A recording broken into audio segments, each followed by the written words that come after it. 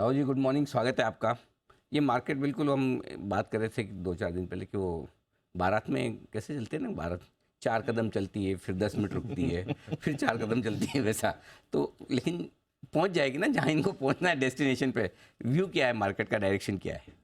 बारात लंबी चलती है अनिल जी। आई थिंक ये पूरा साल निकल जाएगा बारात में मेरे हिसाब से। जी। बट आई थिंक एक ब्रॉड सा रेंज है अनिल जी। आई थिंक जब अक्टूबर नवंबर दिसंबर का अगर हम क्वार्टर देखें तो लोगों को लगा था कि पहला हाफ जो है वो ख़राब रहेगा और दूसरे हाफ में करेक्ट। रिकवरी आ जाएगी और 24 में स्ट्रांग होगा।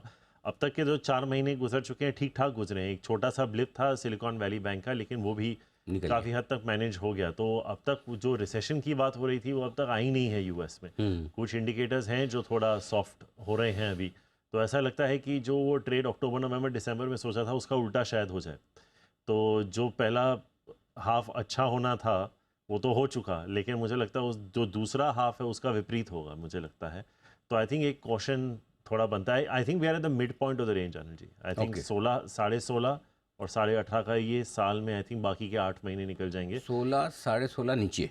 16.5 नीचे, 18.5 ऊपर। मुझे नहीं लगता ऐसे कोई डेटा पॉइंट्स हैं जहाँ से मार्केट को 10% से ज़्यादा तोड़ भी सकते हैं, हम्म। और ऐसे कोई डेटा पॉइंट्स नहीं है जहाँ से 10% से यहाँ से उछाल भी आ सकती। तो you are literally bang in the centre. तो ये ट्रेड लेना यहाँ पे मुश्किल हो जाता है। हम्म। जैसे आरबीआई के पॉलिसी के दिन आपको याद होगा निफ्टी 16,900 था, करेक्ट। पॉज आया, वहाँ से 800-900 पॉइंट की रैली आ चुकी है। तो ऐसा नहीं है कि अगर रेंज बाउंड मार्केट तब थकावट देता है अनिल जी जब रेंज बहुत छोटा होता है। हम्म। अगर 500 पॉइंट का रेंज हो तो बहुत फ्रस्ट्रेटिंग हो जाता है, लेकिन अगर आपके पास एक 2000 पॉइंट का रेंज है तो हाँ। आपको खरीदारी के मौके भी मिलेंगे 16.5-17 के बीच में, और आपको बिकवाली का भी मौका मिलेगा 18, 18.5 के बीच में। पॉइंट ये है कि आज की डेट में कौन सा ट्रेड लेना है, लॉन्ग या शॉर्ट, और करेक्ट। उसमें मैं थोड़ा इस वक्त कंफ्यूज हूँ। लेकिन अनिल जी आई थिंक इन्फोसिस को छोड़ के आंकड़े काफ़ी हद तक ठीक ठाक ही आए हैं।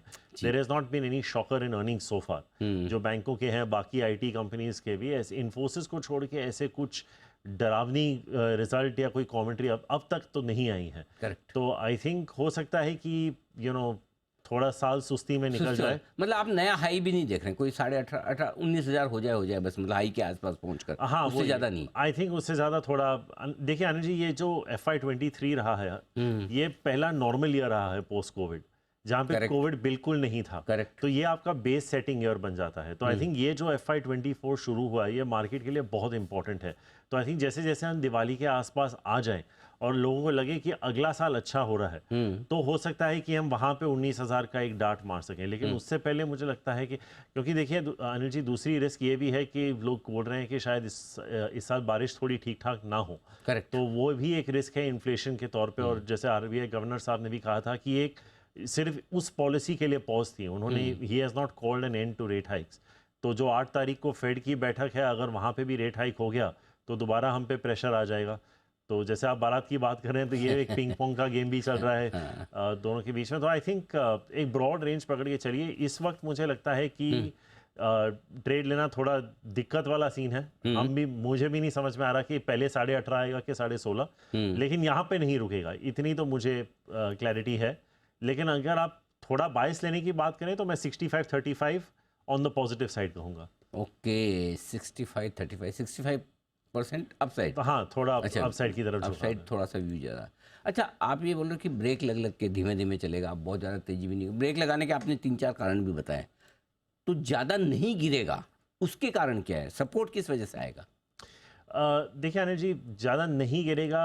एक तो inflation is in the price, यहाँ से बेस इफेक्ट इतना स्ट्रांग है वो आपके फेवर में ही जा सकता है। करेक्ट। दूसरी बात यह है कि अगर एक एक रेट हाइक और भी हो गए तो वो भी आउट ऑफ द सिस्टम है। तेल के दामों को अगर 100 तक जाना था अब तक जा चुके होते, क्योंकि ओपेक ने भी कट कर दिया, युद्ध भी चल रहा है अभी तक, तो वो नहीं हो रहा।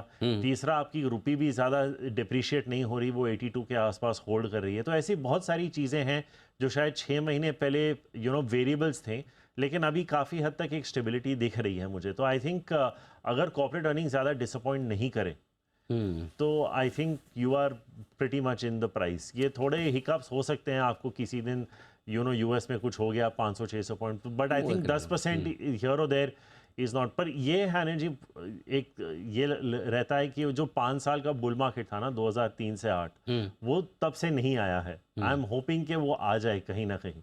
एक अगर 5 साल का विंडो मिल जाए तो कमाल हो जाए। क्योंकि जो आपके फॉल्स भी हैं वो बहुत जल्दी आ रहे हैं। नहीं तो आप ये 2022 से 5 साल का विंडो नहीं ले रहे कि 2022 से 7,500 की निफ्टी से कोई 5 साल का गिन लें, तो 2.5 साल अभी भी बाकी है।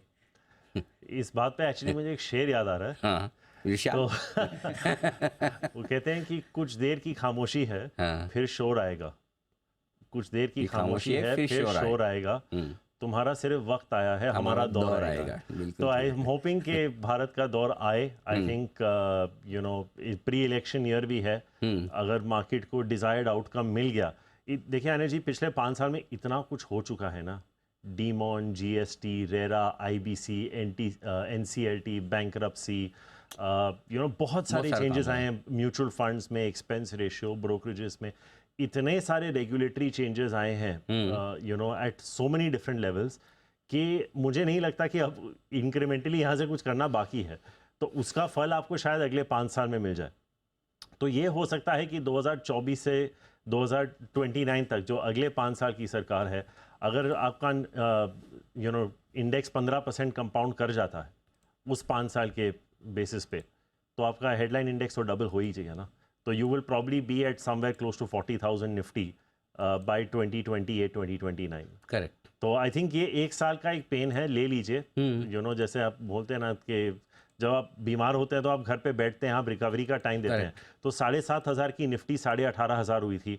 लोग बोलते हैं पिछले 12-18 महीने में मार्केट में कुछ नहीं किया, लेकिन ऑलमोस्ट 14 महीने में 2.5x रिटर्न आपको मिल गया था ना। लाइफ में हर एक चीज एकदम FD लीनियर थोड़ी है। फैशन में ऊपर या नीचे नहीं जाती एफडी नहीं है ना। हाँ जी बिल्कुल। आपको याद होगा अनिल जी, 10 साल तक रिलायंस भी कंसोलिडेट हुआ था, 10 साल तक हिंदुस्तान लीवर भी, ITC और ये सब यू नो बहुत ही नैरो रेंज में चले थे। लेकिन जब यू नो ऊपर में टूट के ऊपर ब्रेकआउट करके निकले थे, तो then both the stocks became multibaggers. लीवर तो 10x हो गया था, Reliance also went up 6-7x। तो आई थिंक वो एक ऐसी स्थिति है जो अब कंसोलिडेट हो रहा है। लेकिन अगर मुझे लगता है कि there is a very good chance कि अगले 5 साल के दौर में होने, ये जरूरी नहीं है कि आपको हर साल 15% मिले, लेकिन over a period of time एक साल में अगर आपका निफ्टी 60-70% बढ़े, मुझे लगता है कि there is a very good chance कि जब आप FY29 को FY28 में डिस्काउंट करेंगे, तो मुझे लगता है कि there is a reasonable chance कि आप 35-40,000 के निफ्टी के बीच में हो सकते हैं, अगर आपका 4-5 साल का व्यू है।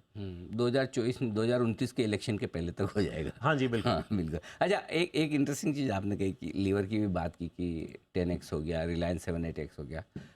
कोई ऐसा स्टॉक अभी है आपके ध्यान में जो या आपको ख्याल है कि ये स्टॉक ऐसा है जो इसी तरह का मूव दे सकता है, 7-8-10 साल से इसने कुछ किया नहीं, चांस बन सकता है?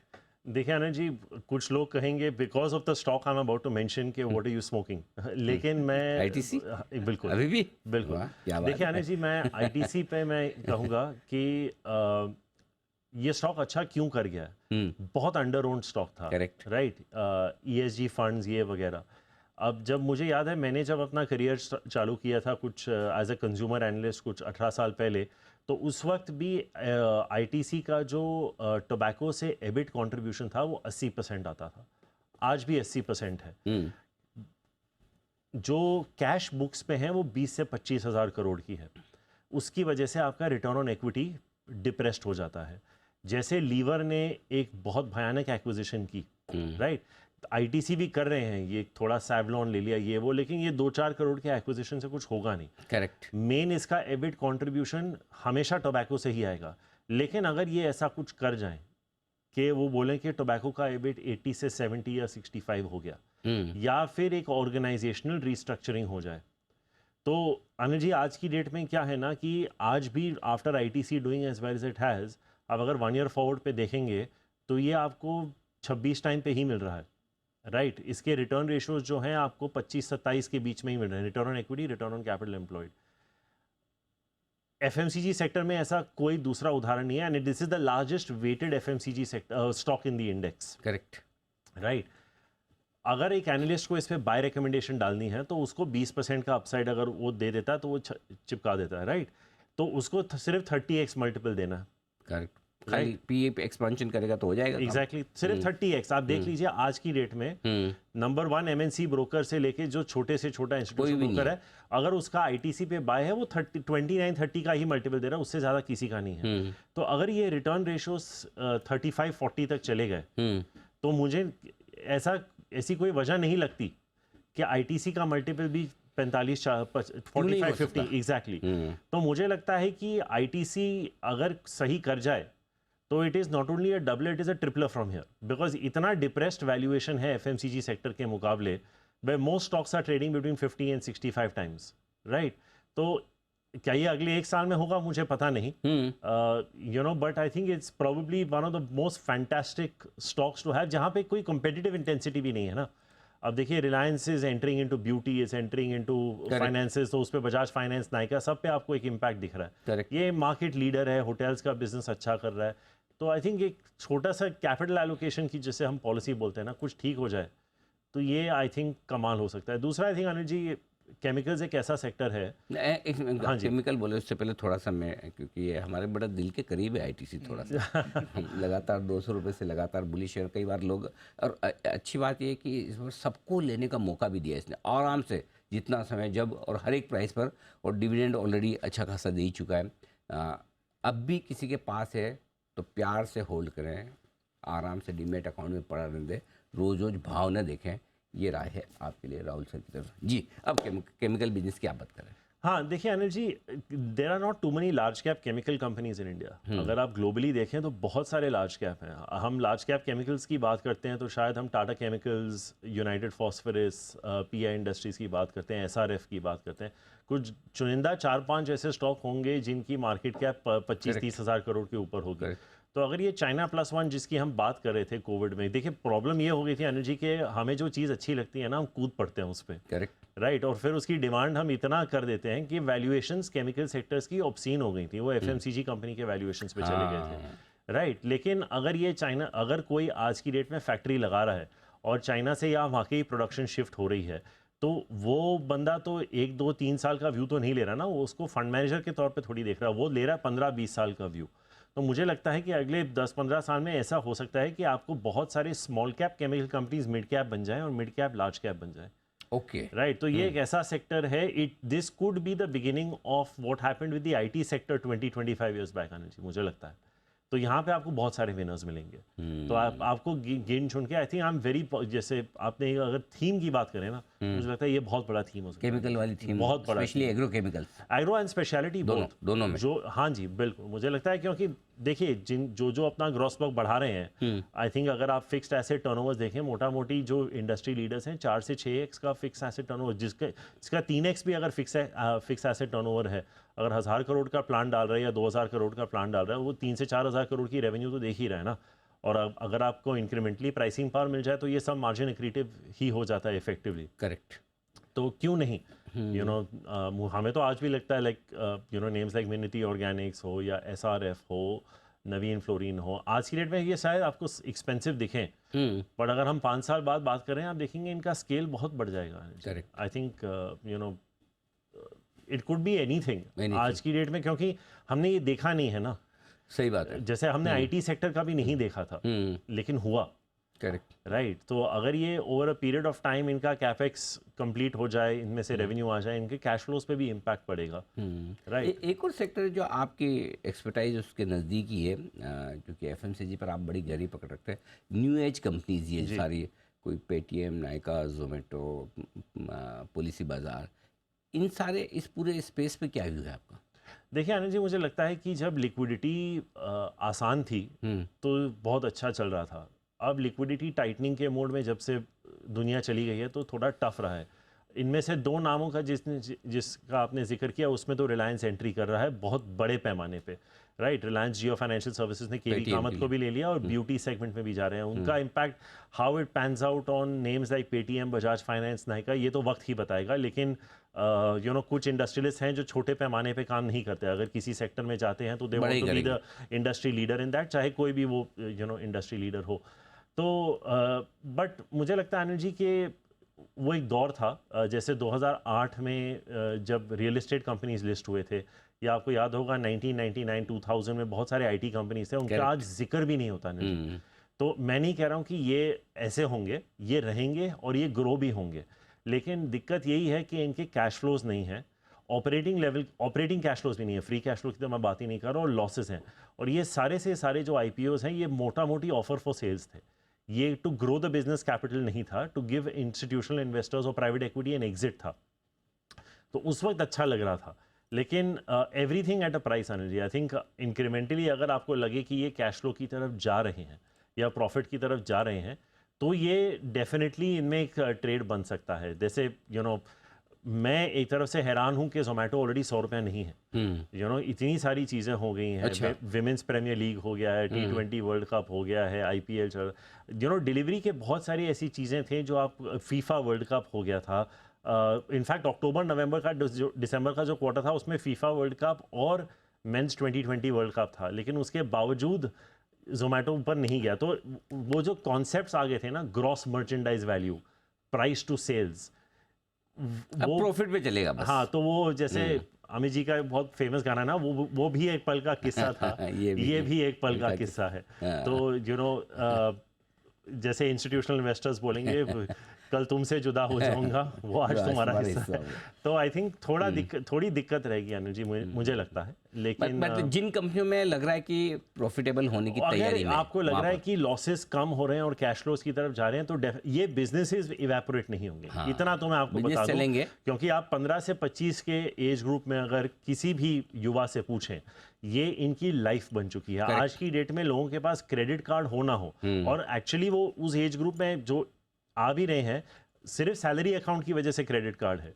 ट्रांजैक्शंस या तो यूपीआई, गूगल पे, पेटीएम, इन्हीं पे हो रहे हैं। Absolutely right. आज की डेट में भी पूरी शॉपिंग जो है वो ऑनलाइन चली गई है। तो बिजनेस अलग होता है, स्टॉक अलग होता है। ये बिजनेसेस रहेंगे और बड़े होंगे, क्योंकि ये आदत बन गई है। जैसे सुबह हम उठते हैं, नहाते हैं, ब्रश करते हैं, ये आदत बन गई है। मतलब ये वैसा हाल था ना, एक ज़माने में हम कैश दे के टिकट खरीद रहे हैं, कुछ भी खरीदते तो लोगों को यार क्रेडिट कार्ड ज़्यादा बढ़िया है, वो कैश उसके बाद झंझट लगने लगा। बिल्कुल बिल्कुल। अब तो क्रेडिट कार्ड झंझट लगने लगा। बिल्कुल। कौन पॉकेट में रखे, निकाले, दिखाए, वो करे। और ये तो अनिल जी आपको रेडी वाला तक आपको यूपीआई की फैसिलिटी दे रहा है। ऐसा नहीं है कि हम ऐसे बात कर रहे हैं कि एफ्लुएंट इंडियंस, ये मतलब रूरल इंडिया तक जा चुका है। तो I think the question to ask is, can the disruptors be disrupted? Absolutely right. अगर वो हो गया तो दिक्कत वाली बात है। और ये ही मुझे कुछ सेक्टरों में, चाहे फाइनेंस हो या ब्यूटी हो, रिलायंस के आने के या जो भी हो, I think you need to be a little careful. Because Anil ji आप देखेंगे 2021 में जो आईपीओज आए थे ना, 2022 में जो आए थे वो उनके बिल्कुल विपरीत थे। करेक्ट। एक भी लॉस मेकिंग कंपनी 2022 में नहीं आई है। सबकी पॉजिटिव रिटर्न ऑन इक्विटी और कैपिटल एम्प्लॉयड थी। 2021 में था, क्योंकि क्यूई का दौर था, इंटरेस्ट रेट्स कम थे, तो वो चल गया। लेकिन वक्त की बात है। बिल्कुल राहुल जी, बहुत बहुत धन्यवाद आपका। बहुत डीप इंसाइट आपने दी, और आई एम श्योर हमारे दर्शकों को बड़ा फ़ायदा होगा। जल्द आपसे और मुलाकात करेंगे, बहुत सारी इंटरेस्टिंग चीज़ें भी। बहुत बहुत शुक्रिया आज के लिए।